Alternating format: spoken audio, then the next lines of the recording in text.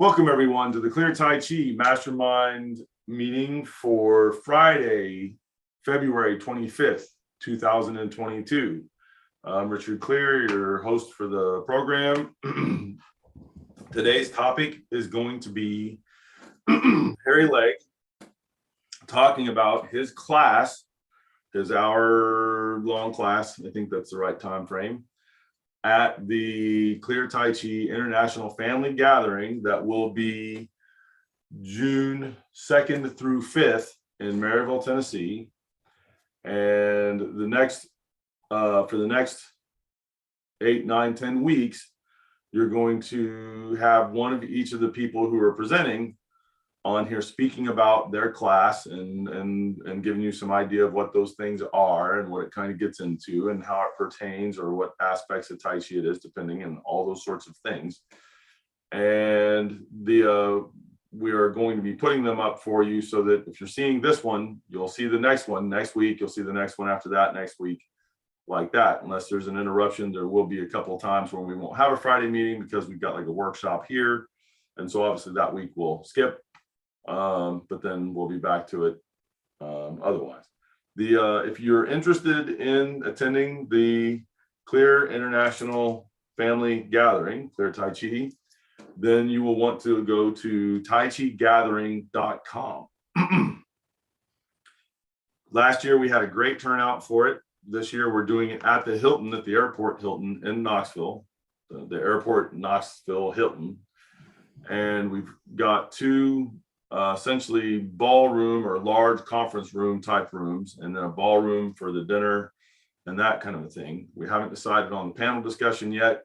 Last year it was on how you use Tai Chi to help people who have COVID, and we had done it enough that it was all evidence-based directly, and so we should be having an equally interesting topic this year. The topics are very in-depth on Tai Chi for the most part, but they're all presented with an eye towards you might not have had any Tai Chi before, and how we're going to get you from you haven't had anything to, hey, you've got some knowledge now that is functional and useful to you. And so I highly encourage you, if you want to get into the deep end of the ocean with Tai Chi, and you've been timid about it or just haven't done that before, and or would like to get around a bunch of our senior instructors, then this is the event. It's taichigathering.com. Go there, take a look at it, and sign up, and we hope to see you there. All right, taichigathering.com. Today with us is Harry Legg, of course, who is in Verona, New Jersey, and he'll be the speaker today for what's going, leading our group discussion. Hello, Harry. Yep. Hello there, Sifu. Thank you very much. Great to be here. Yep, good to see you. It'll be Matt Holker, who is the regional organizer for Maryville, Tennessee, outside of Knoxville. Hi, everybody. Welcome. Daniel Hill in Phoenix, Arizona. Yep, that's right. Thank you for having me here. Welcome. Art Don in the Washington, D.C. area. Hi, everyone. I'm in Greenbelt, Maryland. That is 12 miles east of Washington, D.C. Thank you. Sheila Bell in Costa Rica. She can tell you. Hey, everybody. I'm in Guanacaste, Costa Rica. Good to be here. Welcome. Phil Chan in Columbus, Georgia. Hello, all. Welcome. Mark Mashad in Michigan. He's going to tell you which parts. Hi, yeah, it's the Grand Rapids, Lansing, and surrounding areas, Midwest Michigan. Welcome. And Jim Kelly in Boca Raton, Florida. Hello, I'm down in Boca Raton, Florida, and I look forward to enjoy Harry with this conversation. Okay, Harry, so talk about what's the title of your topic? The title of the workshop will be Mind Power E-Skill. Mind Power E-Skill. And we've got a description up at the taichigathering.com or taichigathering.com. There's a description there. But Harry, you can use the description to do it. I want you to talk to people about what is this class going to get into? What is kind of the, like if you were talking to somebody about the topic as opposed to, hey, you got to read this thing. Tell the group what what is this going to be about? Sure. Okay. Thank you, Sifu. So yeah, rather than read the description just spontaneously in my own words, I'm going to present some of our clear Tai Chi exercises that help you develop your mind, or E, specifically on how to target inside someone else's body at a much, much greater level than you likely have perhaps been exposed to. This is going to be very useful when it comes to both healing application and, of course, martial application. It also, you can flip it around from the standpoint that you can also learn to feel where someone else's mind is in you. And again, helpful for healing and for martial. And then these exercises will also include our clears internal push hands, of course, because that's one of the best ways to work this. And they're also gateway exercises to more advanced skill in using mind over matter. So it goes a whole bunch of places, and it's going to be a lot to do in that hour. I can't wait. Cool. Okay. And then go ahead and take the topic and. Okay, I'll run with it. Okay, so what is E? If you Google the definition of E, you get this definition. It's E, or intention, can be thought of as the active aspect in training. E is the mental ability to fixate on one thing and our intent to do something. It is the driving force behind our movements. It also guides our movements. So that's the official definition. If you look it up on Google, they're not necessarily Tai Chi experts, but that's what they're saying it is. So I just wanted to throw it to the group for additional definitions or thoughts on what exactly E is, how you explain it to someone that doesn't know. So I, like you do, Sifu, I'm just going to go in the order of who's on my screen. Okay. Can I start with you, Daniel? Sure, why not? The biggest thing I could probably add to it is its use and context in theory for traditional Chinese medicine, in which the yi is supposed to be connected to the spleen and or stomach.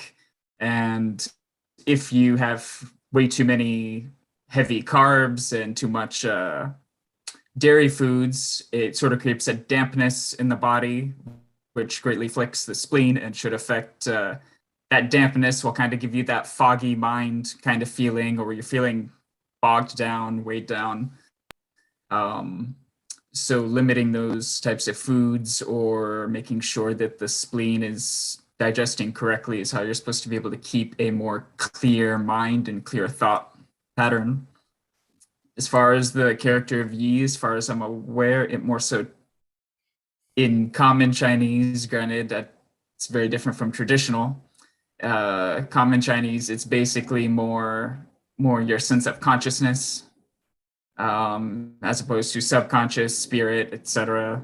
Oh yeah. It's more okay. just your conscious mind and how you choose to do things, basically I just make your it ability to choose. What you do. Okay. I really wouldn't define it any differently than that, as far as it's just your consciousness and your ability to choose how you want to direct yourself in your life. And that is why it's important in traditional Chinese medicine, because if you, especially as far as emotions go, if you have too much worry, or even basically being worried or scared, is how that blocks your mind, blocks your consciousness from proceeding forward. Yeah, it's like somebody's so And then- afraid they can't act properly. Now their E is messed up. Yeah, it's more, they translate it as worry. Fear would be more the kidneys and your aspect of flight or fight response. So it'd be more like anxiety, maybe is the best way to word it. Fine. Anxiety, not being in the present moment, constantly thinking of the future and bad things happening. Yeah. So worry affects the spleen and will affect your digestive system and will affect your ability to have your thought in the present moment and be able to proceed forward in a well-directed manner. Okay. I would explain it as it's your consciousness. It's the bridge between your intent to do something and actually doing it. For example, a yi skill isn't really just your intent. To have a yi skill, you actually have to do it. You can't just intend to do heavy or crushing Jin. You actually have to do it in order to have the yi skill. Yeah. Okay. Okay. Cool. Art. Thank you. Yeah. Oh, go ahead. Yep. Sorry, Harry, you got this. I was taking it in order here, so Yeah. but we'll go with Art. It's all good. Art, Oh, please. sorry. Okay, I was just gonna say that, the way I introduced E is it, progressed from Li, where in relation to Tai Chi, you learn the form, the physical motion of it and the postures, along with, of course, the principles of lightness and relaxation. And then from that, with the form and the ease of doing it and the flowing and the lightness, you get the sensation of the chi and the energy flowing, and you feel that in as you do the posture. And the E, I introduced one way by saying that after you develop this facility with going through the posture, you can actually go through the form just sitting and going through the form in your mind, thinking of you open and close, rise and fall, single whip, just going through the posture. And again, with the practice of the Li and the Qi, you get the benefits of doing the form physically, and it also helps get with the mind-body connection of doing the form, and it works sort of back and forth from the with the Li to the E, where you can do the form physically and go through it in your mind, and you can go through the form in your mind and get the physical sensation of it, and it just works. And that's I think a big step in developing E skills, which of course can go on from there, but that's sort of my beginning of introducing. Thank you. I Okay. was going to ask you how you distinguish between imagination and E, and the thing you just said, where you're actually getting the physical sensation, there's something actually happening. That's what the difference is, because you can imagine it and not be getting that physical sensation. Of course, you can imagine enough where you start to get that, but that's the E kicking into it. Right, yeah, good point. And just again, I have to be aware and make sure to stress actually feeling the benefits sort of physically as I'm just going through it mentally, and feel the energy in the body, which sort of tells me that everything is working together. But actually doing it, yeah. Good. Okay. Thank you. Let's go to our man in Boca Raton, Florida, Jim Kelly. Thank you, Harry. Yep. Very similar to what Don mentioned. I try to explain it as an intent with some sort of a biometric feedback, where you want to, again, use your mind or your imagination to add something to a movement or to a feeling within the body, but then you want to test it with some sort of a feedback, whether it be the sensation of electromagnetic or the energetic feeling of warmth, or some sort of gauge that you're getting some sort of feedback from the body, so that you can just build upon it and try to confirm that you're actually obtaining what you're looking for. Okay, cool. Thank you. Mark? Actually, I'm going to bounce my idea off from you guys, because when I originally explained this, I probably was a little unsure when I explain it to the students I have now. And so when I start getting new students in, now that COVID's wrapping up, I had put some thought into that, because it's kind of hard to explain to someone who has no concept. And so for a beginner, kind of the definition I had in mind was that it was E state, intellectual mind state, is concentration, observation, and the focused application of will. And then kind of walk them through it. But sometimes, I guess the best example, because I like visual examples, something they can relate to, like in culture. And so my first thought when I think of those things is the scene from Kill Bill, when Uma Thurman is paralyzed from being in the coma, and she crawls into the truck, and she's sitting there going, move the big toe for 18 hours, and the toe moves. That's actually, she did that in the hospital bed. She wasn't in the truck yet. Yeah. So that idea of, just focusing, and all of a sudden it twitches and you got it. Do you know what I mean? Yeah. That's really that mental connection to it to get it to do. Yeah, mental connection. So does that sound like that would be an okay for a beginner? Yeah, I mean, it's not terrible. If they've seen Kill Bill. There is that. That's a good point, actually. I'm getting to the point where that movie is older than some of the students probably. Oh, that's sad. Yeah. That makes me feel bored. Okay. Thank you, Mark. Sheila in Costa Rica. All right. Sorry, I had to get my mute off. So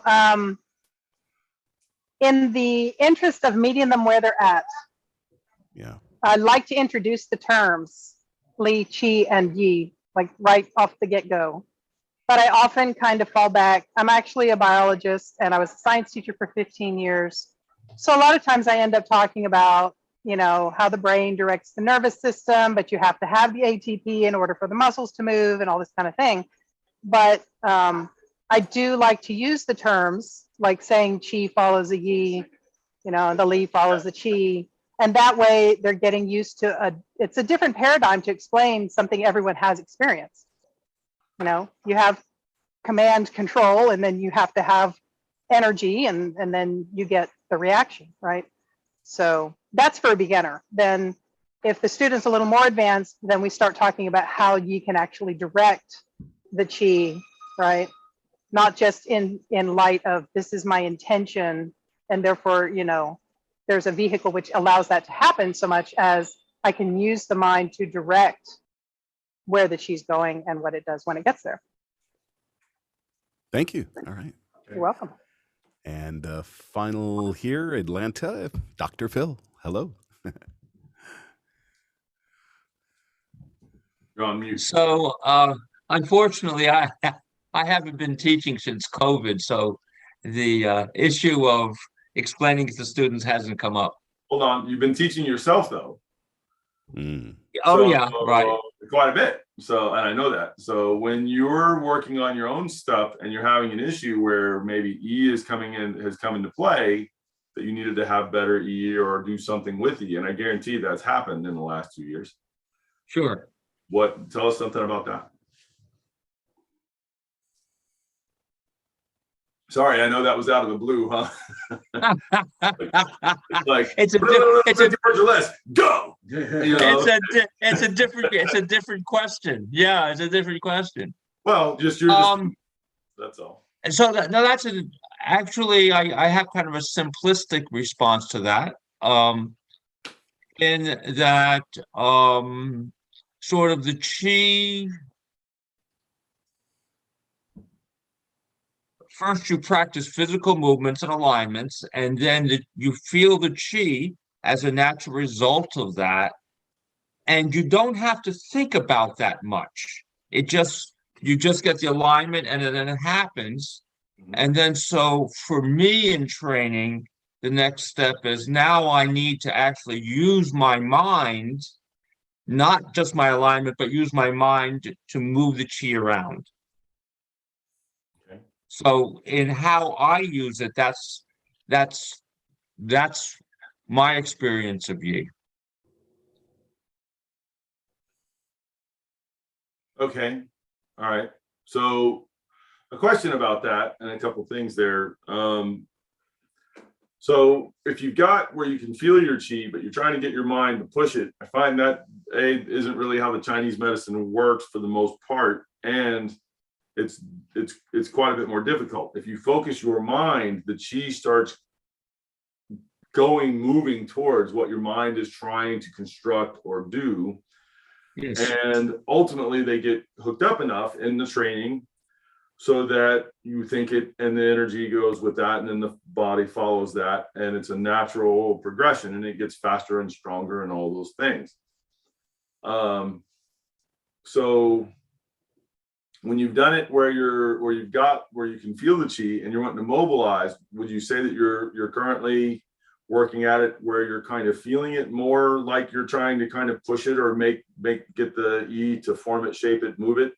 Or are you getting the E to do stuff, but being aware of the chi so that it will properly follow and express as you're desiring? Say that again. You want to paraphrase that for me, Harry? Oh You understand man, the question? I just asked it, right? There were too many conditional what if, maybe this and then that, and what if, or I did Well, this so in other one thing. way, you would be like, I want the chi to do something, so I'm going to get my mind behind it and try to get the chi to do something. And that's actually mostly not.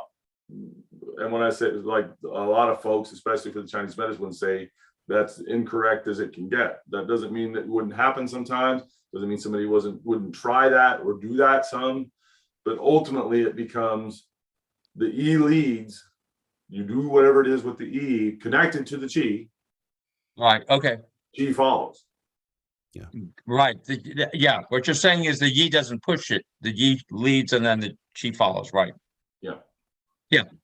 So have you had ones where when you're working on stuff on your own, as you tend to do, where you've really had that's come into play somehow, that's been something you had to wrestle with or do something with or look at?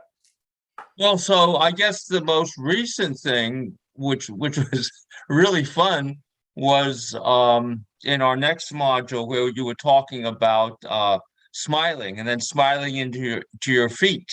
And then Yes. all of a sudden the energy's you've been there doing and the it foot's that. relaxed. Yeah. And, Yeah. and that was like a new experience. That was very, very cool. Absolutely. Yeah. So projecting the mind for the inner smile and having the inner smile follow it, and then you felt the chi have effects because of it. Absolutely. Yeah. Yeah. That's yeah. And then the other part of that is when you smile, the energy just follows, and if you frown, it doesn't move. So yeah, it's stagnant. but that whole inner smile is just it's really fascinated me because it really it's very appropriate for now with everything that's happening, and it helps you not only practice more effectively but live life a little more peacefully. Yeah. And so I think the inner smile engenders gratitude and optimism, and that's really very helpful. Nice. Cool. Thank you. Yeah. All right. Matt. I don't have, I tend not to, for beginners, I mean, is that primarily the question for beginners? Yeah, how do you introduce it and explain it primarily to those that wouldn't know what it is? I don't. For beginners, I mostly don't talk about it. I talk about the fact that, I like what Sheila said. I try to meet them where they're at. And so if there's someone kind of coming in the door who has that language and is already asking questions that are pertinent or whatever, then I'll explain it, much the way that we've talked about it on the call already. But for real beginners who don't even know the word E yet, most of the time, if they're interested in that, it's because they heard something about like a mind-body connection, and they know that Tai Chi has something to do with this mind-body connection. And so I'll talk to them about that and kind of how that process works and how the training really activates that connection and allows you to do some interesting things with your mind to influence your body. And so I talk about it in terms of mind a lot, and only when there's a point in the training where they extra kind of have to feel something or distinguish something about the mind apart from the energy, will I normally like broach that subject? Or sometimes I will casually drop the word E in class and then I have to explain what I'm talking about. But I normally say it's your mind. It's the Chinese word for mind. And I don't get a lot more deeper in detail with that conceptually, but obviously we have a number of exercises that put them kind of through mind related skills. And I will point out that, this is an exercise that develops that mind skill for the mind body stuff that we're working on. And that's normally how I kind of broach the subject. Got it. Thank you. Thank you. I'll offer my thoughts on this. I like, what you said about we don't need to do this with a raw beginner. But at the same time, there comes a point when a beginner is somewhat ready for it. So it will be new to them as a beginner. One of the other things that just personally hit me, and I hadn't thought about this till you were talking about it, Matt, was I had been with another school many years ago, taking Tai Chi for, I thought I was taking Tai Chi for a couple of years or so. And then I go to the Tai Chi Gala event that used to exist up in Albany, New York, and I met Sifu Clear there.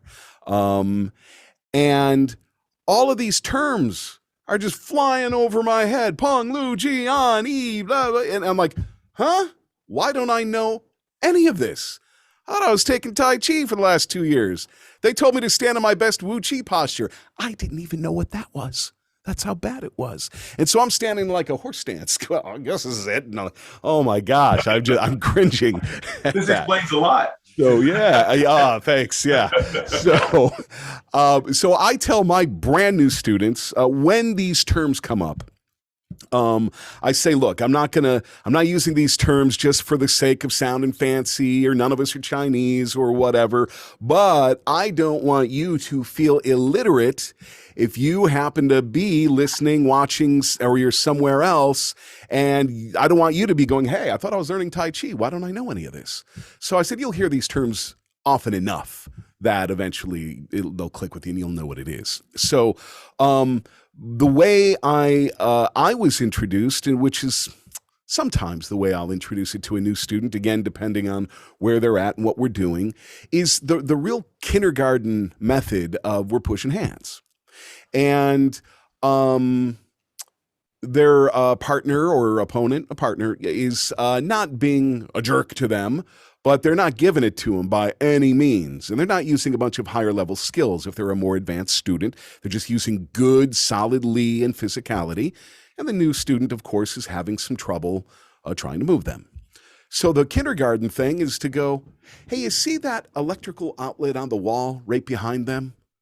I want you to put your mind on that and pretend they're not there. And then just go to that outlet. And they usually are moving the person. And again, their opponent is not being, really crazy about not letting themselves being moved. And that's like just a super baby skill way of understanding where you can put your mind somewhere and get that to work.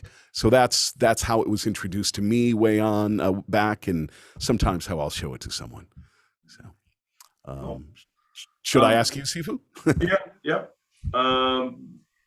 I'm more likely if I'm teaching somebody. Now, remember, they don't let me in front of the beginners hardly ever. So that. But if I'm talking to somebody and I'm trying to do something, one of the more common ones that I found that I've used, and again, it's not that I've got somebody that doesn't have any training, but I'll have the person stand there like in a Wu Chi where there's just standing up and they're aligned, and then I'll be like, now relax, like really relax inside. Don't let your structure get broke. This isn't a collapse. It's relaxed. Now I want you to feel that relaxation inside from head to toe. So you're going to be sensing everywhere, and you're really looking for anywhere that's not relaxing. And then there's different ways and things we do to get them to feel that, to be aware of that. And it's that awareness is an aspect of it's Ting, of course, but you're having to use your E to be aware of where there's tensions or where there's not the relaxing going on, and that kind of a thing. And then if you can feel that in yourself or in someone else, now when people are trying to do things, they'll usually try to physically do stuff. They may, as a beginner, have to do that. And it's like, okay, but your mind is on there also if you're going to really get to it. So now quit trying to shove it and squeeze it and push it and these kind of things, and put your mind on the spot, on the area, and then zero, like laser in there a little bit. Not that you're trying to focus to it exactly, but that your aim is you're aware of the entire area that's got that, and be aware of it fully, so that your aim, your mental aim, is at the thing. And then they'll actually be able to feel it dissolve. Like you have just applied E with what you did. And so now, and then same thing inside the other person. I can feel they're really stiff there. Okay, we'll get it so that your mind can really investigate that whole area. When you really understand it, when you really feel it fully, now get your mind to pinpoint that area. And when their mind can really get in there, the person will start to move, or they'll start to have an effect, and then they can see that. And of course, it takes a little bit more usually coaching to get there, and some understandings and some explanations and all that stuff. But it basically is how to get your E to the spot, kind of like what you said, where it was like the outlet on the wall, except in this case, you're really aiming into and or through the area in yourself or in the other person. And then how to really get that. And then usually with the thing we do, and I know you'll be doing this in your class, Harry, monitoring the person so that you can feel where their mind is at, so that you can go, no, you're falling short, or you're missing the mark, or whatever it is that might be off, and actually guiding them, and or putting my mind in there and doing it. And then they go, I can feel that. And it's like, yes, you can. You know, and then they really start to build a skill off that. So there is something about the hands-on. It can be done without it, but it really does make a difference when people are experiencing that and feeling that. Thank you. And to speak to what I'll be teaching, the exercises and the training will help lead you to the path where you can do what Sifu just talked about, where you can feel where that person's mind is or isn't. And you don't get that right away, but this is the progression. Feel your own first, and then you yes. can start, and you get to where you can feel theirs and do some of these other things. And it's not the simplest, quickest, easiest thing, but it's not like quantum physics either, in terms of difficulty of understanding and doing. I mean, yeah. Okay. Thank you. Yeah. All right. So, what is your favorite E skill, Daniel? Oh, I wish I had time to think about that. Oh, If you want a minute more, he can move to somebody else and then come back to you. Whoever wants to volunteer. I'm pretty sure everyone else wants to think, well, I like all of them. How do I? Yeah, right. That's the problem. Favorite, right? It's a favorite. Yeah. So I'm actually a little bit. Well, would you consider Ting to be an aspect of Yi skill? Yeah, we're going to absolutely talk about separate? that in a moment. That will be another, because they're related, but we'll talk about that. Yeah, there are different aspects to E, right? When you're really training it in depth. And so one of them is the perception aspect of E, and then the other one is what I call aim. And so like when I was talking a minute ago, I was really talking kind of about aim. And so if you said perception, and people would go, well, that's a Jing. Yes, well, the definition of a Jing is that you focus your E into a shape, form, or expression, and the Qi follows that. Now, listening Ting Jing, is a little different because you're trying to express your mind into the perception, and then your energy helps you to do that, right? And your mind and that kind of thing. But that mind doing that is mind. That is the E aspect. Well, then I'm gonna have to go with Ting, because more and more as that skill builds, I see its uses, especially it building without me having to really, I don't know, try. I had a phone call with last week with my friend in China who's helping to do the translations, and he never had an interest in Tai Chi before he started helping to translate. And I'm like, well, while we're on the phone, let me just teach you one or two things. And I could, maybe it was the third time I corrected him on what he was doing. He was like, wow, you're really accurate. And I'm like, wait, I'm not even trying to read you. How is this happening? That's right. Because usually when I'm like, okay, let me feel into you, let me see how you're doing this, but this time it was just so casual, and it just was one of those things where It was softer. So it actually, when you have built some skill, it's normally going to work massively better, because the other one, there's a tension there, and the tension's going to cut the skill like quick. So you can all say Ting. Everybody could come out and say Ting, or a bunch of you. If you do it, use a specific, what your specific more favorite skill of that is. Make sure it does pertain back to E. Okay, for Ting, I would say probably. Well, so more yours on the- was, you were able to specifically feel inside of his body, and that was your mind, you know, to do that. Your Yeah. E, do that. So that makes complete sense. Yeah. for his breathing and heavy Jin, which is what I just tried to just get him to raise his arms and do heavy Jin and be able to breathe into different areas. So I could feel like, okay, you're doing heavy with your arms, but you don't have any heaviness in your fingertips, or yeah, you're breathing into your legs in the front, but not the back. You have to get it all the way around. I'd say with Ting, it's more being able just to see, walking around, seeing people, being able to say, oh, I can see this and that on them without really having to try, you know, what's off. Their shoulder is off, their hip is off, or whatever it is.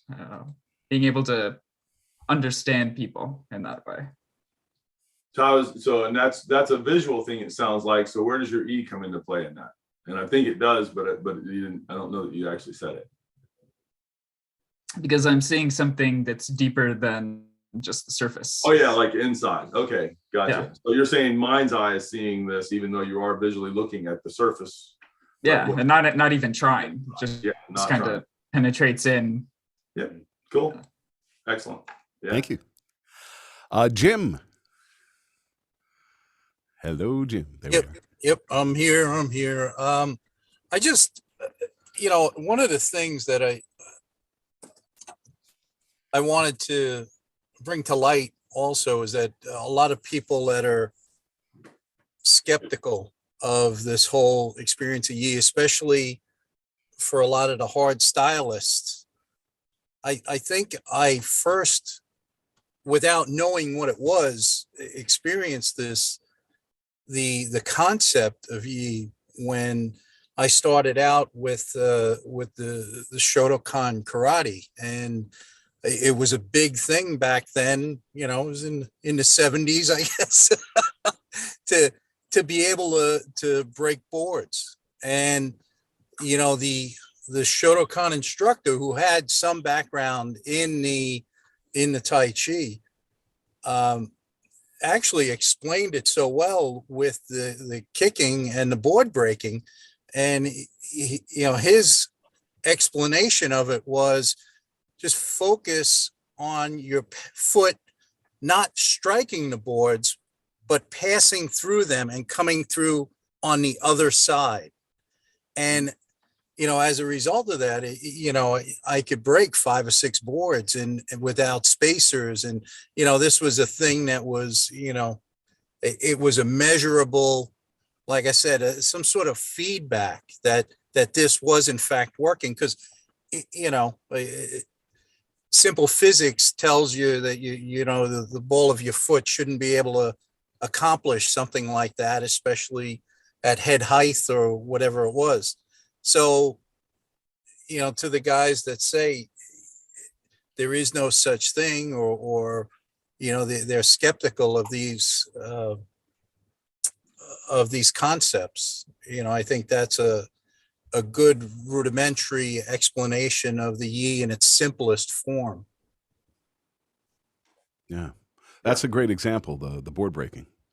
Thank you. True. And thanks for bringing up the part about, how you can be skeptical about this, and that's fine. Healthy skepticism is a very good thing.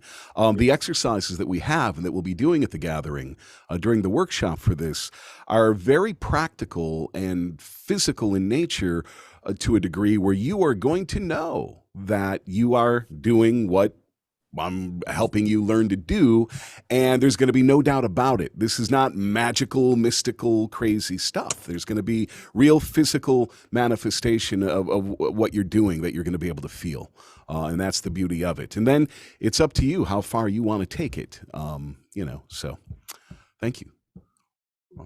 Art? You just want to Um, well, I was going to just bring up non-contact healing, sort of, and see if that was a legitimate use. Just Yeah, the Fagong Qigong, where you're working on the Wei Qi field, right? Which we do that workshop twice a year. It's a very popular one because people, when they haven't seen it, haven't experienced it, they tend to go, "What? You're not touching the person. What's going on? Okay, this is some kind of hocus pocus." And then when they come in and do the workshop, and we guarantee it, they cross an area where there's something going on, whether that be arthritis or some, depending on what the person's health conditions are, and they go, "Oh, I felt that." Right. And so it's that sensitivity. And then you're learning how to focus your mind and your physical actions to follow it. And so the chi as well, all that. Anyways, and then you're manipulating the stuff.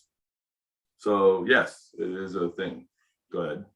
well, and I was actually thinking more, and this gets a little farther out, perhaps, as far as people's normal experience of frame of reference. The just matching body state with someone, what the practice of matching body state, where one could, for example, just stand a few feet apart from someone, and I sort of, I guess, use my E to match the body state of the other person and feel issues that way, and get sort of a sympathetic pain. I guess you could say sympathetic pain in the elbow, just matching what the other person has, and then I can just ease that out with a breath method on myself to take it out, or manipulate it off myself, and that will resolve the issue with the other person also. I've been working on that and find that. Yeah, so you're having to use your E first to match up to the person, because you're actually using it to feel, am I connected like that, and am I in the proper placement where that connection has been made, and your E will inform you on that. And then you're saying you're also using it like in terms of the pulling and the breath and all of that, then to manipulate whatever's going on there to have an effect. Yeah, I mean, that's a little bit more profound, and obviously most people aren't going to believe that without having experienced it themselves, but it is something, like I said, we do that workshop twice a year, so it's and I do a money back guarantee on it. It will do the kinds of things. You might not be great at it yet because it's first time through, but you will absolutely experience it and all those things, so it's all good. And actually, I just wanted to mention that because I've been working on that skill in particular as much as I can, sort of, and developing it. And I know it's like, as Harry mentioned, Jim, have a healthy skepticism, but and even I'm sort of in awe myself that I can do it and say, wow, did I really do that? When a person says, hey, that feels better, but just I practice that, and just wanted to mention it. Thank you. Thank you, Art. One of the things that I would mention that for those that don't have any experience with this sort of thing and ever feeling it, and what Art just talked about might seem like, yeah, right, you can do that. So to help understand that, one of the examples I like to give is you have the really upset child, and they're all hyper, and then you have the mom who takes that child and goes, come here. And she uses her body and her calmness, and it transfers over to the child over, a minute or two. I think every single person on this call can identify with that. It's a very similar thing because the vibratory quality of the mom and her body state and all that is going to help bring that child down. Yes, Sifu. Well, I was going to tell you too, as a parent, one of the early lessons that hopefully somebody teaches you as a parent, and we got this, is that when you see the boo-boo and the whatever and harm and whatever else is going on, there's a tendency as a parent, especially as a new parent, to go, ah! And if you do that, the kid freaks out. And so they're like, do not do that. Like if they've got a bone sticking out, you're like, oh, okay, honey, you got a little boo-boo. We're going to take a drive now. And it's that, not, ah! because the kid will freak out too. And you're trying to Right. have the kid not freak out. Yeah, that's great. Yeah, that just brings it to a real life thing that I think every single person can identify with. So you can take it further, and that's with the type of training that we have and that Sifu offers. Thank you. That's great, Art. Excellent. Thank you, Harry. Excellent bet. analogy. I appreciate that. Yeah. So Michigan. Mark. Oh, I'm sorry, Matt. Well, Art kind of stole my answer, but Okay, well. I could potentially piggyback off that right Oh, now. sure, sure. So one of the things Art mentioned was the ability to manipulate energy in yourself and with your mind and move it and do different things with it. And so that's one of the things that we do in our training is if we take a little too much of a thunk somewhere, or we've got a little bit of a residual energy kind of stuck in us, we train to use our minds to move that and blow it out. And get it out of your body. And so that's something that you can do and literally feel the effect of like in real time. And so, people want to kind of argue sometimes, well, is it really happening or is it some kind of a self-hypnosis thing or what? To a certain extent, I don't care because you were in pain and now you're not. And so It worked, whatever the mechanism is. But one of the other games, this is where I'm going to piggyback off of that concept for a second. One of the other games that we've developed among the students in the school is that we will use our E to put in a specific kind of energy or quality of energy into a hit. Have the person who received the hit, we'll do this like in groups of 3. So one person will put in the hit with a certain quality of energy. The person who took the hit will blow it out onto the hand of the third person. And the third person has to tell what quality the energy was in the hit.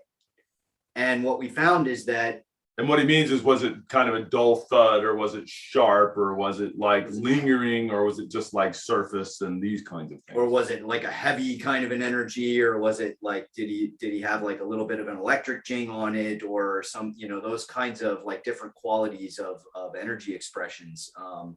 And what we found is that for most of the kind of basic ones, you can really feel it. Like you can really tell if they put it in with a little bit of an electric intention. It feels like like licking a 9-volt or something between your fingers. There's like an electric buzz there. If they hit with a heavy thunk, it feels like your hand went heavy. It's like hard to hold up again, and you can really tell the difference. If you're working on that skill, and that's been a fun game that we've used to develop the E. And since he's talking about that, if somebody came back and said, well, that's not really so much, what's the difference, which one you hit him with at the basic level, I'd be like, for a beginner, not much. It's hit him this way or hit him that way or whatever. At the advanced and the ability to perceive that, well, it's not any other thing other than you're working on your ability to perceive in your mind, building your mind skill. You get a little further down the road there, though, and it starts to get where there's some pretty cool applications of all that. But it's not right away, and it's not, and all that, just so that you know. Yeah. All right. Thanks. Mark, up in Michigan. Yeah,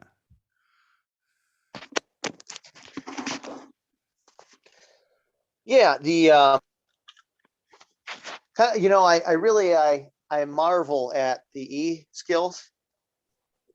They just kind of are like, you stop and give me pause. Like I'll stop and think about something odd that happens in class, and you're like, wow, And a lot of times it's stuff that's if the other person is conscious and aware, is perceivable. You can compare and contrast, and they can feel the difference.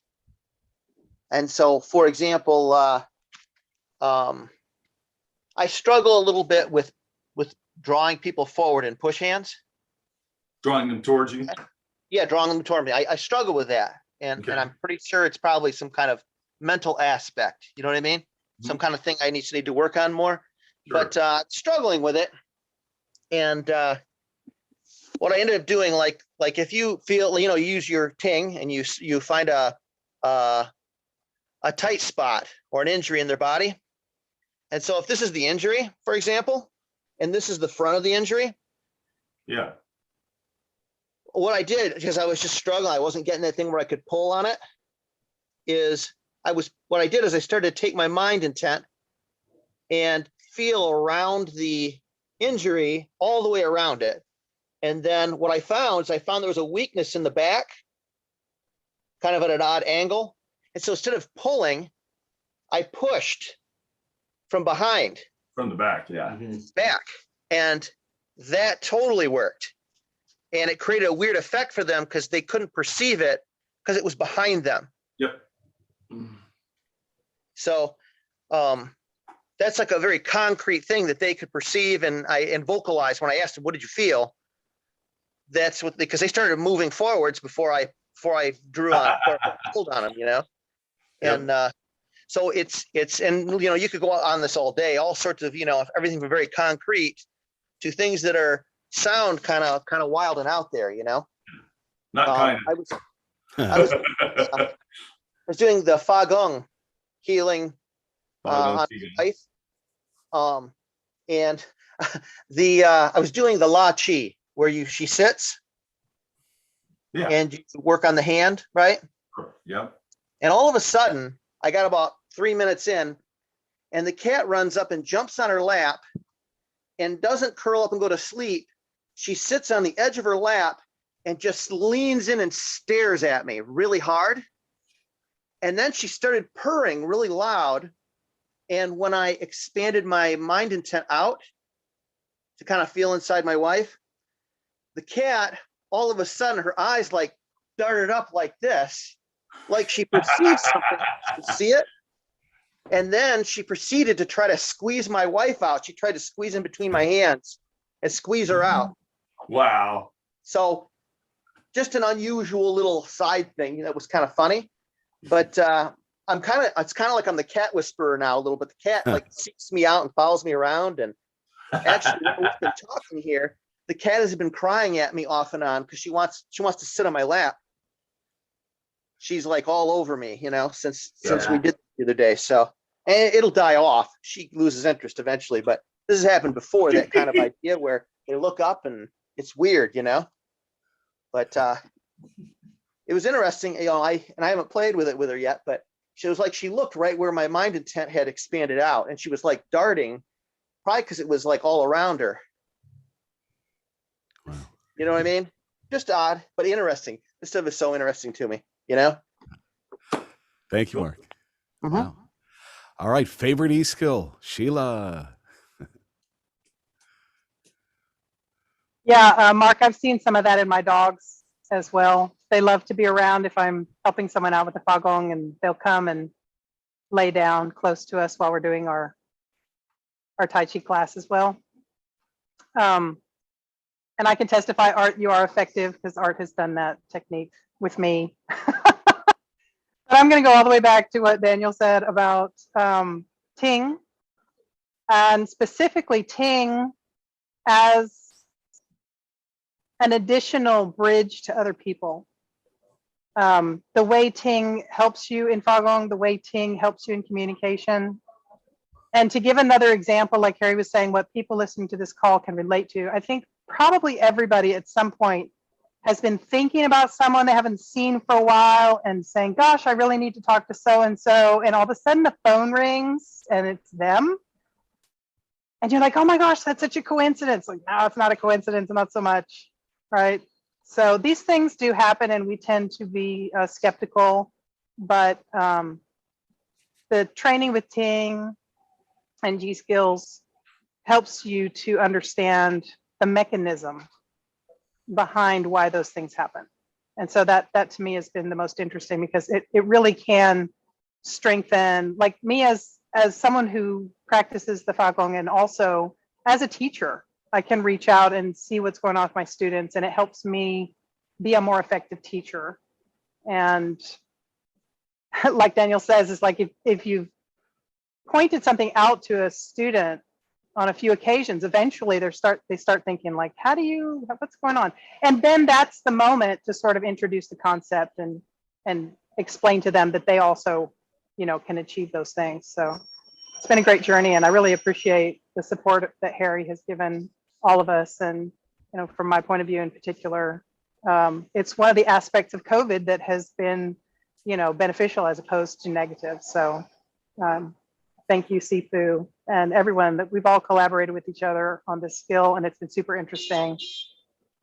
Yeah, thank you, Sheila. That's one of the wonderful things that, maybe those that are listening or watching this podcast don't realize is every one of us on this call, we really do have a bond. There's a friendship, and we work together, and it's a wonderful group to be involved with. And come meet us at the gathering. I don't mean to turn it into a commercial, but holy cow, yeah, first weekend of June. IGgathering.com and check it out. We'd love to have you if you're a teacher and have some skills there that that are good for a gathering of educated folks to pick up on, or a certain nuance or take on things. We're getting close to being filled up this year already. If we're not filled up already, but definitely ask us about, submit to us what you would like to teach and what it is, and we'll take it into consideration. And we're always looking to get, to have it so that it's a very full experience. And you'll see that, and that there won't be, the only thing you won't see for the most part at our event is there's not a lot of fluff Tai Chi, like wave your hands around in the air and, oh, that's my, it's really is something that most people, if they're familiar with the stuff and they've had a good teacher or good teachers, or they've read a lot of books where they're talking about more in-depth principles and concepts and aspects of the art. It's not so much just do more form moves. We're not really about that so much. We're really wanting people to get the benefits and a lot of different kinds of benefits of Tai Chi. You'll leave the weekend with a whole different perspective if you've not been around a lot of advanced practitioners. Well, this discussion is a great example. I mean, Harry, this is actually Harry's workshop at the Tai Chi Gathering, is he's going to be teaching on e-skill and how to perceive inside a body and how to feel other people's minds that way, and their mind intent that way. And that's one of the 13 workshops that we have lined up so far for the event. So, absolutely, for teachers who have anything to contribute in that vein, or want to even just float a suggestion, want to participate, please reach out. But for students especially, there's going to be more really excellent Tai Chi in one place like this, and and on other similar topics at the Tai Chi Gathering than I think you can get anywhere else. So if you're a Tai Chi enthusiast, even, absolutely, check out taichigathering.com and join us. It's a truly international event. We've got Sheila Bell coming from Costa Rica, and we have others who have said that they want to come from all over the world at this point. How close is Peru to you, Sheila? South, isn't it? Peru is south of you, right? It's further than you might think, It is. but it's pretty way south. But is it the neighboring? But it's closer to me than it is to you. True. No, we are between Panama and Nicaragua. Oh, okay. So we're above the equator. Peru is below the equator.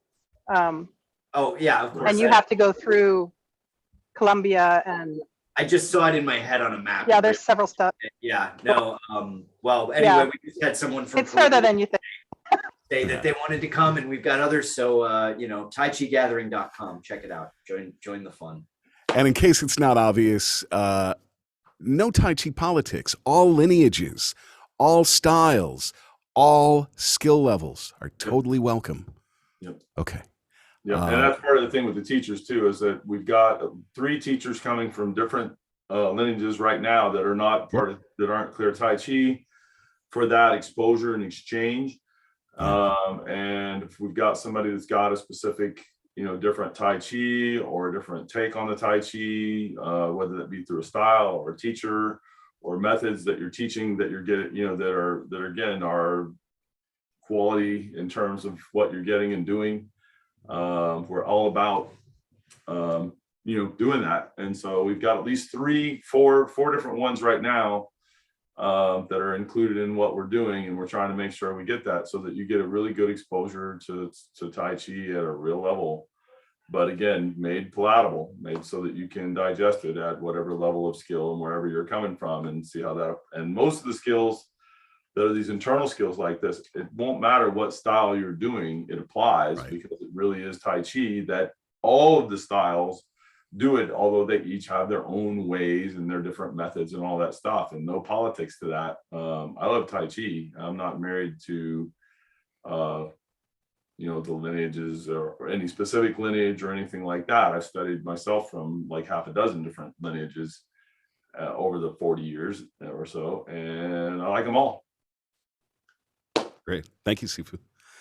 All right. So one more. Your favorite e-skill, Phil. Wasn't that what we just did? Yeah, he hasn't answered yet. Oh, Phil. Oh, I see. So one Phil's- more. So anyway, so I guess I'm repeating myself here, but certainly right now, the thing that I've just come to deal with and I'm exploring is the inner smile. Mhm. So that's been very cool. And then one thing I've worked with more, particularly with beginners, which to introduce them to the whole thing of energy, and I think this is a Yi skill, is the taking an energy ball and juggling it.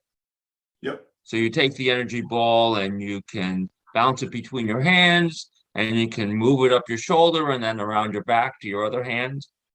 And then you can give it to another person, and they can do the same thing, and they can pass it back to a third person, and then you can move it all around the room and bring it back to the original person. And it's something that many people can do with very, very little training, and it just opens up all of the issues of energy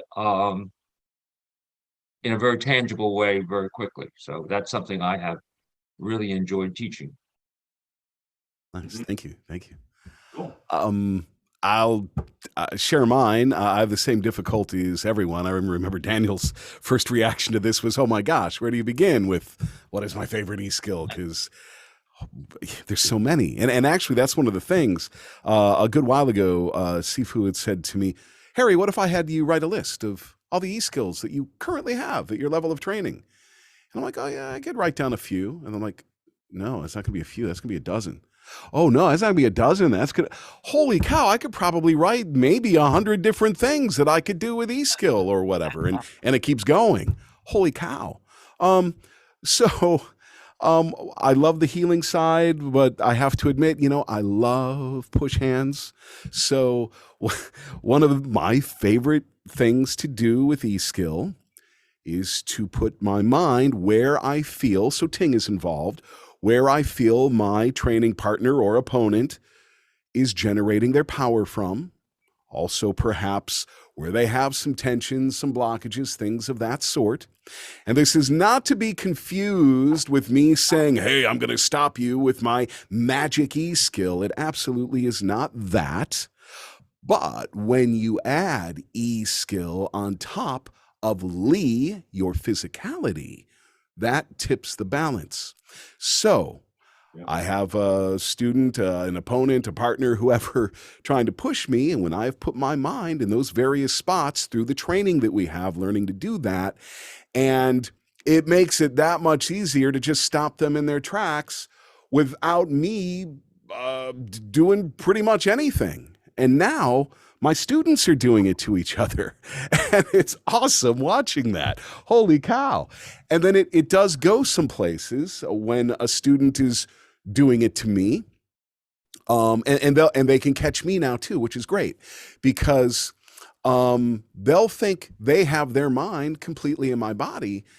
And I'll say, "Oh, you forgot my wrists and my fingers," and I move them from there because they're blanketing you with their mind. So it goes all sorts of places, and the exercises that we'll be doing at the gathering are going to show you how to train to do that. So I'll pick that as my favorite e-skill. Now I can't wait to hear Sifu Clear's favorite e-skill. So I had one that I was going to say, and then I got so busy listening to you guys, I forgot it. And so, His favorite e-skill is a sharp mind. yes.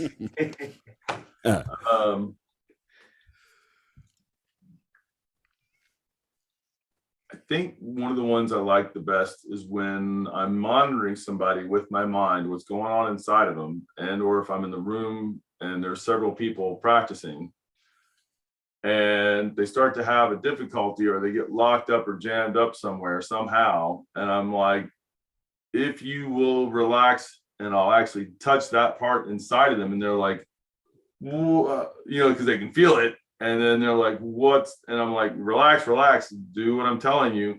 And I'll actually cause it to dissolve or do an adjustment like that. And then they'll follow suit and that kind of thing. So I just like the responses that you get from people when you're doing that, especially when it's not, okay, we're going to do this thing and I'm going to do this and I'm going to do that. It's not that. It's more like, hey, you're literally stopped up in your hips, relax that. Yeah, that was some of it. More. Okay, now it's in your lower back, and they're like, it is in my lower back. How did you know that? Because I can feel it, and I'm in their mind actually helping to make the adjustment in terms of just what they're doing for physically standing there to be in proper body qualities for what Tai Chi is doing, and feeling the insides of them doing that. And the other one is if one of you, and I've had different ones of you guys call me and do this, where you'll be asking me something and it's about something physically you're doing, and I'll feel you, like you said, through the phone. And then it's like, wait a minute, is that you? And I'm like, yeah, that's me. And I'll be like, so I'm gonna change that now, and I'll change it. And usually through the phone I get, holy shit, and then it's like, yeah, relax and do what you're working on there. And then, okay. And then they don't get that response when somebody's felt that a number of times. Usually that first time or two, it's quite entertaining. And so you asked my favorite skill, that's why.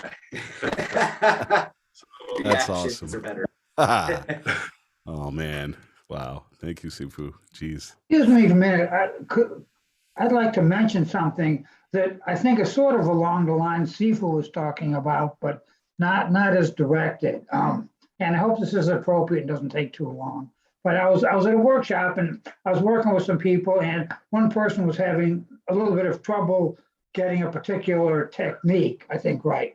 A good practitioner, everything, no problem there, but just had a problem with technique. And so my idea was, well, as he's going through it, I'll go through it and just try to connect with him and sort of help him with perform the technique. And I did that, and I think it worked. He seemed to think it helped a lot, and I did that, and I thought that was Sifu Clear's comments made me think of that.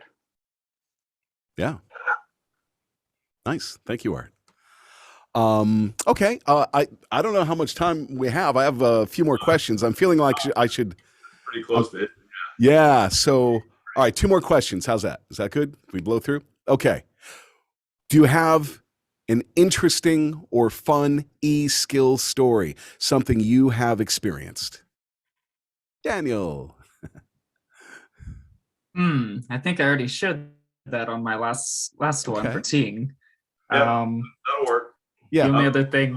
So we can move Okay. along. Yeah. All right. Thank you, Daniel. Art, anything from you? I'm going to say that for mine on that too. What I just told you, that's specifically happened That's for you. with a number of you, and that would be mine as well. Gotcha. Well, All right. That makes that easy, quick and easy. Art? This involves remote Fa Gong healing technique. And I was, had a session set up with someone where I wasn't right nearby, but was connected bodily or physically, spiritually, and I was scanning him. And then I said, well, what is the matter with your right wrist? And he said, oh, my watch is too tight. I had my watch on this morning, and it was bothering me, and I thought I should have taken it off or shifted it or something. But so I thought that was sort of amusing and interesting. Love it. Love it. Mark, interesting or fun skill story, something you've experienced? I thought, yeah, they got kind of, it's a little bit funny. So, the first time I met Sifu Clear, was at one of those 3-day workshops, or no, 2-day workshops. 2-day And workshops. Day for, so that it wouldn't have been Fogung, it would have been something else. Oh, one of the ones that I came and did in Michigan. traveling, yeah. It's just I'm there for the weekend teaching and like that. Yeah. Okay. Kind of almost like introductory. It's almost like you're going, hey, this is what this is. And you had done a thing where you used your E, and you had somebody hold their hands up in a fighting position. Yeah. You connected to them and drew their hands down. Yeah. You pulled their hands down from maybe 5 or 6 feet away, right? Yeah. And so you were walking around at one point after you taught something else, and I said, hey, can you do that to me? Because I wanted to feel it, see what was going on. And you could do it, and I could feel kind of what the sensation was. And so, maybe 2 years later, I had just one student who had showed up because we had the COVID thing going on. And we're at the end of class. I'm like, you know what? I'm going to try that. I'm just curious because I've been thinking about it in my mind how it would have worked, right? Yeah. And so I said, okay, hold your guards. I'm just going to experiment. Hold your hand up. I'm going to try to pull your hands down with my mind, ha. Just stand there and don't let your hands fall, right? And so I start working on them, doing the, connecting to them and trying to draw the arms down. And I tried multiple ideas on them. And we got about 2 minutes in, and I'm like, I'm thinking, okay, it didn't look like it was working, right? And so I go, okay, I said, let's process this. What did you feel? Did you feel anything? And they go like this. They go, oh, and they had been fighting to the death not to drop their hands. And they actually had wedged their elbows on the sides of their body. You keep them up. But they just like almost collapsed on their face. Wow. And so then, what I did was I did it again, knowing that, they would wedge up or whatever. And then I walked up and I lightly touched them and their hands fell down. So adding the physical component. So it'd be that there is a usefulness to that, even if you can't pull it down with your mind. For that You kind can of prep thing, I them. look at it as lines of defense. And if somebody thinks they're just going to use empty force and that's their only line of defense, I'm like, that's just not very smart. Yeah. I mean, you wouldn't want the ability to do it, sure, but to do that and rely on just that, there's no modern warfare or even ancient warfare of any kind where they relied on one thing. Even in a fist fight, I mean, you're relying on, that it might be punching, it might be elbows and knees, it might involve some grappling and on the ground and just whatever, that it's a full range and complement of skills, not just one, I've got this great punch and it's only that punch and nothing else but the punch. And if the punch, my arm's hurt or something, I'm completely out of luck. I don't know anybody that does that. That doesn't mean there's not somebody somewhere on the planet doing it, but it would be unusual and not very smart. Yeah. It was impressive outcome though. Literally almost with like 2 fingers, their hands drop. They can't, you know what I mean? Cool. So yeah. Awesome. Thank you, Mark. Sheila. Are you there, Sheila? Never know. Yep. There I'm leaving my camera off. My Wi-Fi seems a little weak. I apologize if this is stuttery. Are you hearing me okay? You sound just fine. Oh, good. Okay, so I have 2 examples that are kind of related of a situation of direct transmission, which I would consider to be Yi, particularly in the second case.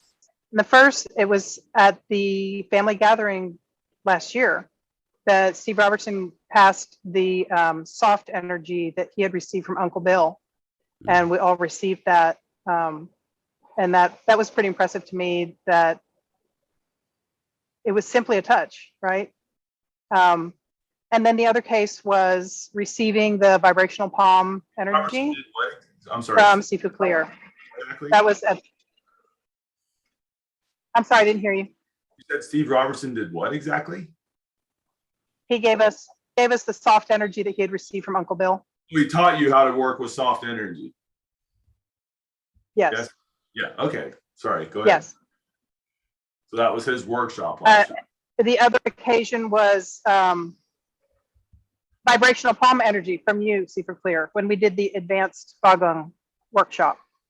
And that was completely without touch. And so to receive a direct transmission like that without touch, to me, that's one of my favorite experiences related to this topic. So thank you. All right. Thank you, Sheila. And Phil, did you have one to contribute? I think I sort of covered it before. So You I'm did. good. You did. Yeah. Okay. All right. Thank you. All right. So then final question. Have you found things in your daily life where e-skill comes in handy? Daniel? You have the hardest one because you're the first. Well, there's so many things I could say. Yeah, pick one. I would continue on with the Ting, that it's useful in being able to, I don't know, read other people's intent. It's useful to, I would say that with the Ting and the Yi skill, it helps you to meet people where they are, whether it be just in conversation or in building relationships or in healing or pretty much any aspect of life that you can interact with another human being. Helps you to meet them where they are and have a deeper level of empathy, for lack of a better way to put it. That's a great skill. Yeah. Nice. Thank you. Art? If you want to unmute. Yes, I right off, I can't really come up with anything in a day-to-day sense where I use the E skill. I work on it for Fagong, Tai Chi, and energy things, and maybe I'm just, not thinking of a use of it or take it for granted. But I'm guessing you use e-skill for things and you don't realize you are taking some things for granted. I'm almost certain. Let's talk about that for a minute. Let's talk about that part. So to give you an idea, if you have if you're threading a needle, small thread, small needle eye, you're most likely using E to do that. If you played pool and you're skillful at it being things like, do I want the ball to go over and hit the cue ball and hit, let's say you're hitting the 8 ball, and do I need it to stop? Let's say you're playing in a game where you're hitting the 1 ball. Let's say it that way. So you're taking the cue ball and you're hitting the 1 ball, and you're going to need to hit your next ball next. So do I need it to stop? Do I need it to roll through? Or do I need the ball to back up? And some of that's going to be the English, the angle and the position that you're hitting it at. And some of that is your mind intent at the point where you're hitting the ball, as opposed to your mind being back here where you have a hold of the stick. It's going to be out there in order to do that. And that's a real practical, direct application. And if you're doing that well and correctly, it's going to make a big difference in where you place that ball and where it ends up for your next shot, because you put that mind in there to get the physical aspects happening in the way that produce the result you're after.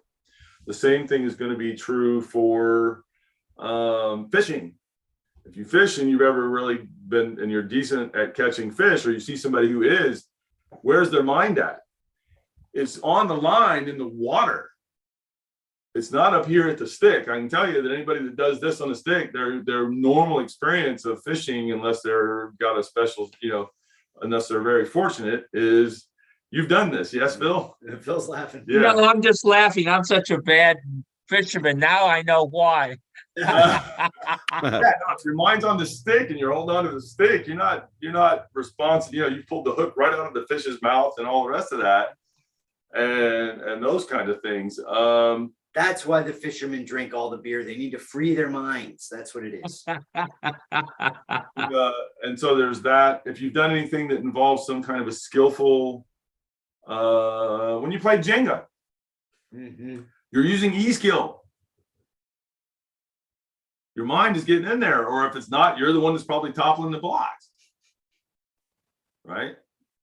So there's all sorts of things like that where it really does, having that more advanced E skill is going to be really noticeable. If you're on skates, you're using E skill in order to, and can skate a bit, to get around, or you're not. but your e-skill is being brought into play there for doing that. Now, when somebody gets super used to an activity, even to open a doorknob, people use e-skill, or to walk in the beginning when we were little, or when if you had something happen, you had to learn to walk again, kind of like the Kill Bill thing there with the toe. But people get so used to the activity and doing things, they forget about it and they don't think about it anymore. But take your pen and put it on the paper and think about drawing something that is going to be skillful, or specific, that you're not used to doing, and that you're trying to get levels of depth on the paper and levels of gradient and different kinds of aspects where you really got to be very, very precise and in there. And you're going to end up, most people, most of the time, using, or if you've got e-skill training, using E to do it, even though you wouldn't think of it that way. So those are some examples. Art, with that kind of in mind, what would you say now?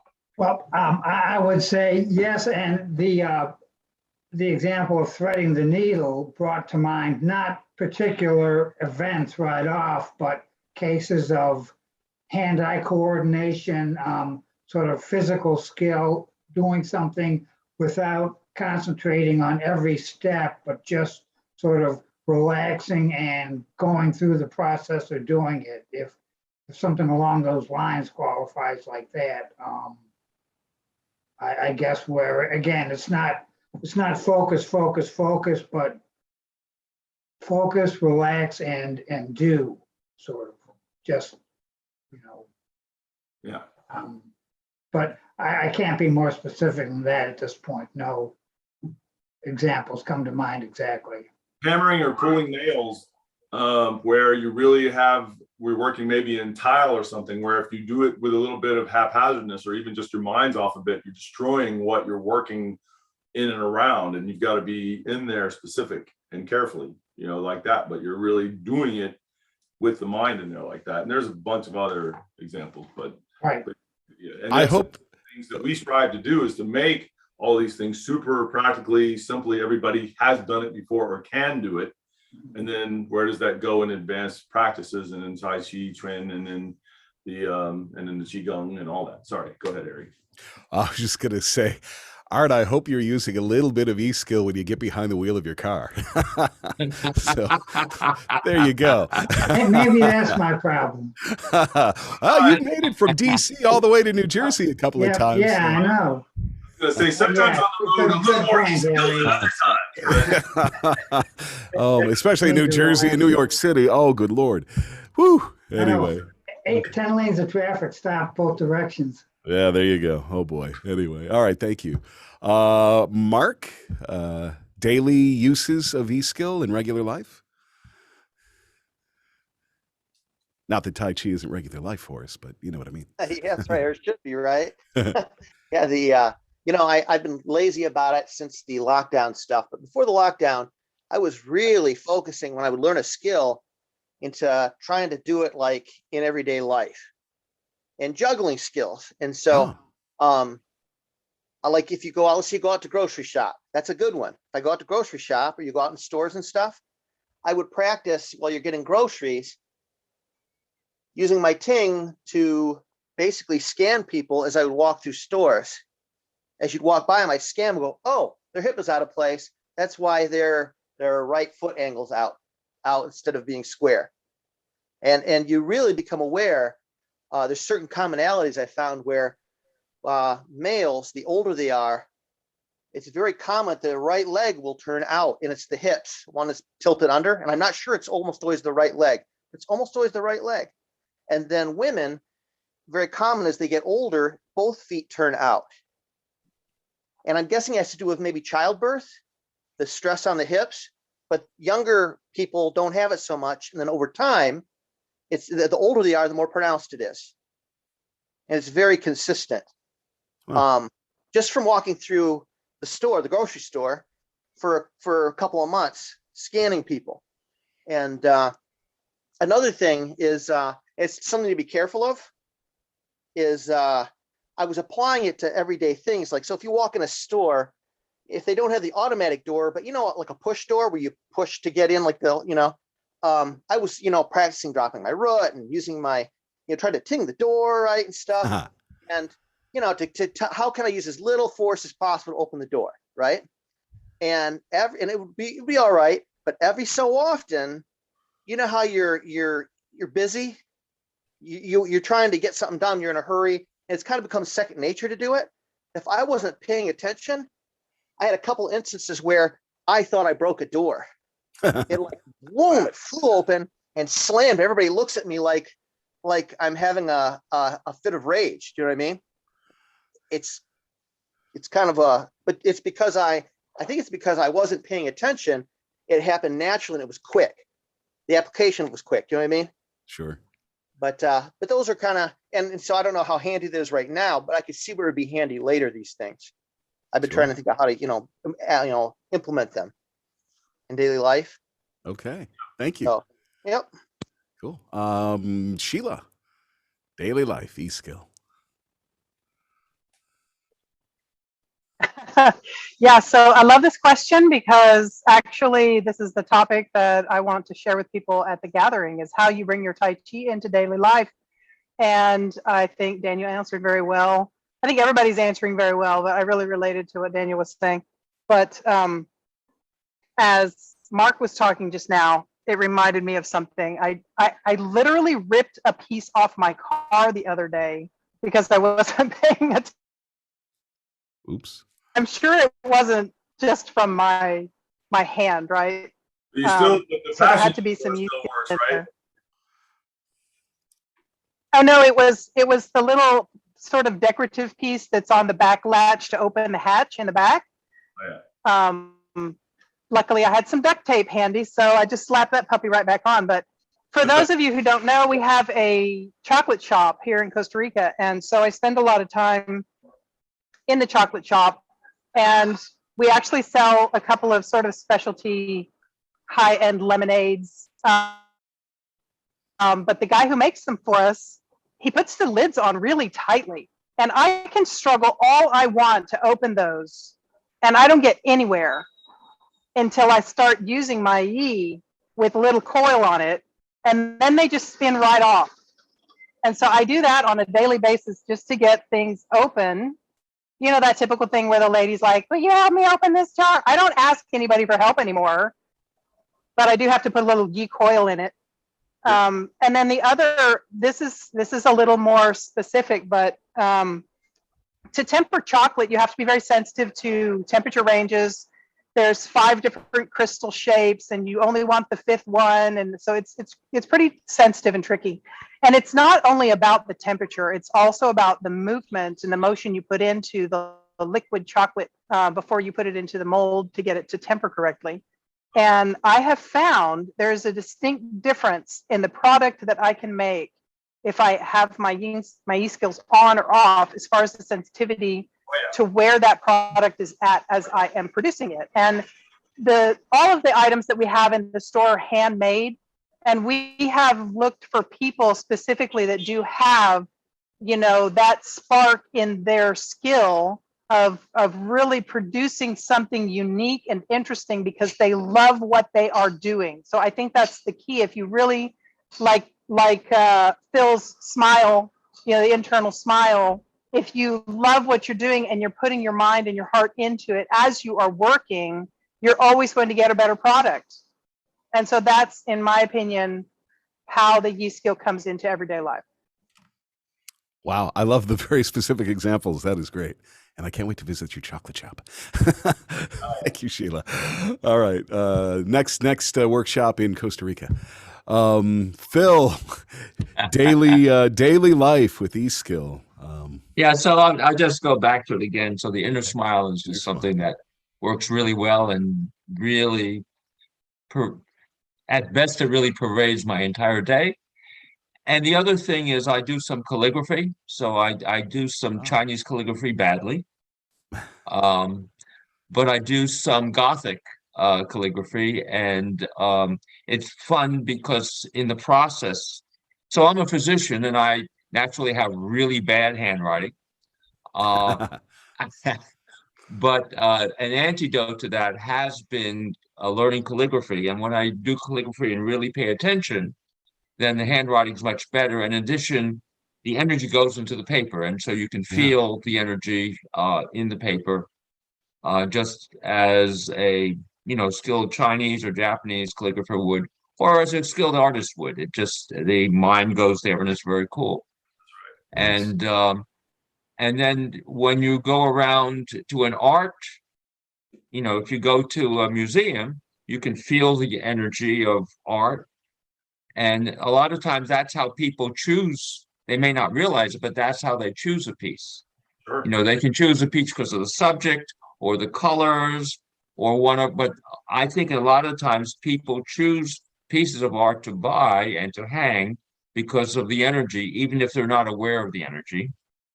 And then occasionally in a museum, you'll find a dark piece of art where the topic and the colors are dark, and it also has a foreboding energy.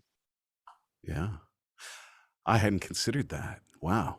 Thank you. Yeah. So you could, certainly in an art museum or even through a magazine, you may find some stuff like that. Sure. But it's a very interesting way. It's another way to explore the world. So What is Gothic calligraphy? say again. What is Gothic calligraphy? Oh, let me get an example of it. So there's italics, and Gothic's a little fancier. And I don't really do the true Font. Gothic. There's It's like a font. say again. It's a font. Yes, right. Yeah. The style.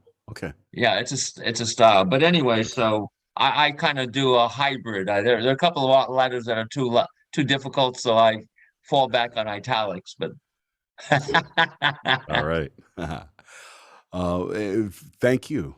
Finally, Matt, do you want to share an example? Yeah. I mean, e-skill, I don't have to try to find ways to use it in my daily life. The better I get with it, the more it just, I'm just using it for stuff, and and it's just easier to do. But one of the most recent ways I have had to use my e-skill was, E has to do with intention, and as Daniel said, the ability to make choices.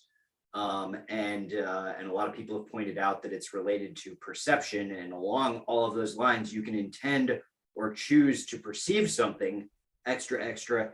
You can also intend or choose not to perceive something. And so the other day I was trying to work, and someone came up and sat down in the chair next to me and did their best to take all of my time and attention off of what I needed to be doing and get it all on them. And they were very vocal about it and very loud. And I was able to use my E to literally tune out everything said and keep working, so that by the time we got to the end of the conference, now, unfortunately, there's a downside to this, is that I truly didn't hear anything that was said. And so fortunately, that particular time I got away with it, but there could have been problems that arose out of that. And you got to be aware of that. But the point is, I was able to really successfully use my E to keep my attention and intention on what I was doing and remain focused on that, and to literally not even hear what was being said to me. Like, I heard noise, but I wasn't processing any of it. I was just using my E to tune it out and keep doing what I was doing. That's an interesting example. I think a lot of people might be able to deal with when they go back to the office, if they have to. They're not working from home anymore in crazy corporate cubicle environments. And I do actually play with that some on a fairly regular basis, and have since I was a little kid. Just when I'm sitting in restaurants, I like to, if there's a crowded restaurant and a lot of noise going on, I like to tune into conversations and tune out the noise, but be able to kind of move my intention and my perception around the room. Game I've played with myself ever since I was a little kid. With the extra training that we do for e-skill, that ability really stepped up in a noticeable way, where I was able to use it the other day. Nice. So Go ahead. So Matt, I want to caution you that if you ever get married, don't use that skill on your wife. Uh-oh, but I was Oh, The told tuning out. all marriages, I don't talk and I don't listen. oh boy. Gonna leave Yeah, that your alone. wife will get you to absentmindedly agree to things when you're tuning her out. Yeah, no, that will be really bad. That's the stuff she recorded when you didn't realize where it came from. Then you realized you were sleeping. You were just awake enough to be on the borderline of conscious. And is it okay if I do this? And you were on recorded. You said yes. And, Matt, you just Oh, marry somebody with good yeast skills and you guys won't have to talk at all. ooh, nice. oh boy. That's what my grandparents were up to. All this time, I thought they were mad at each other. They just had amazing connection at the E level. I'm just kidding. My oh grandparents. boy. All right. Quickly, one that I'll share, a very practical one, is you get used to, especially through all of our push hands practice that we do, feeling inside your own body. So Ting being a part of the equation with your mind. And if my lower back or a knee or a part of me is not happy or a little tight or whatever, I put my mind in it and I'm breathing through it or releasing it, dissolving it, dropping it into my root, whatever I need to do. So that's something I easily would do on a daily basis. So there's a very practical example. And then Sifu, I'll throw it to you, and we're done with this. I do the one you just said for sure, pretty much every day. And then Carly had got to the point where I had taught her, I don't know what I was thinking, to put her E into her finger, and she was coming up to us, me and him, maybe one or two of the other senior students, and being very quiet, and then pow, and it'd feel like they took a Steel bar and went crack, and so we had to use our E skill to feel her coming. And then the other way that you beat something like that is you have to have enough E skill to negate it. And so I found that we were building that skill up quite a bit for a little while there. Yeah. And Carly, by the way, will be teaching on E at the gathering as well. Different aspects. It'll be different aspects. I mean, I could have 4, 5, 6 different people teaching it, and you wouldn't see the same thing twice easily. I mean, there's a lot to the subject. That's why we've gone as long as we have today too. Anyways, her topic will be that, and I've really got her doing it for understanding some different aspects of E and where your E is at on and in your body, and what some of the effects of that actually are in real time. And so it should be interesting because it's something that you could apply to a lot of really practical things in your life. And so it's sort of simple in a way, and yet when you understand what's going on there, it gets pretty deep too, even though it won't appear that way from the instruction, which is important. We want it to be very digestible to you and easy to get, and yet have what Tai Chi benefits really are. And so we're all coming from that place with that. Anyways, yeah. All right. Thank you so much, Sifu. Oh yeah, thank you. Yep. Remember that if you're wanting to come and partake of some of this, and then spend some time with some great folks for a great weekend from a bunch of different styles and a bunch of different backgrounds, and meet the people, if you've been watching our podcast here, who are on the podcast and all that kind of thing, taichigathering.com, and we hope to see you there. And next week we'll have Daniel Hill talking about his topic.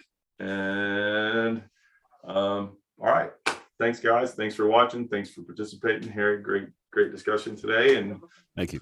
more next time. Good discussion. Thank you, Harry. Excellent. Thank you, guys. Do it at the gathering. Oh yeah. See you next time. Take care, everybody.